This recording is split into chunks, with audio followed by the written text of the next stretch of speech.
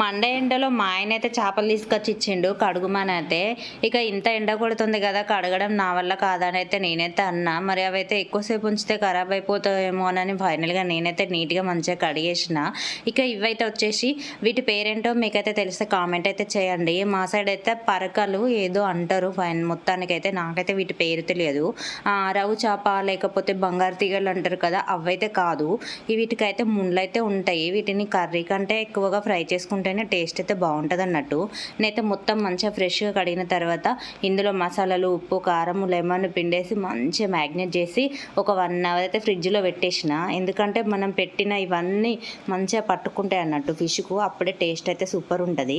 ఇక ఆ తర్వాతనైతే ఫ్రిడ్జ్లో పెట్టి తీసాక ఇలా వచ్చేసింది అన్నట్టు. చూడండి, అబ్బా ఎంత బాగుందో కదా, చూస్తేనే మరి కాల్చుకొని తింటే ఇంకెంత టేస్టీగా ఉంటుందో కదా. నేనైతే ఇవన్నీ కలిపి పెట్టిన. ఇక ఫ్రై చేసే బాధ్యత అయితే మా బావదే అని చెప్పిన. ఎందుకంటే నేనైతే గ్యాస్ దగ్గర ఎక్కువసేపు నిల్చోకపోతున్నా, నాకైతే కాళ్ళ నొప్పులు వచ్చినాయి అని చెప్పిన కదా, అందుకోసం అయితే మా బావ అయితే ఫ్రై చేస్తాడు. అసలు ఒక్క ఫిష్ ఆయిల్లో వేయగానే ఎంత మంచి స్మెల్ వచ్చిందంటే, అది ఒక్క సైడ్ కాలితేనే అంత సూపర్ స్మెల్ వచ్చింది. మా వయసుగాడు హోంవర్క్ చేసుకునేలా వచ్చేసి, మమ్మీ సూపర్ టేస్ట్ బాగున్నట్టున్నది, స్మెల్ అయితే అదురుతుంది మమ్మీ అన్నది.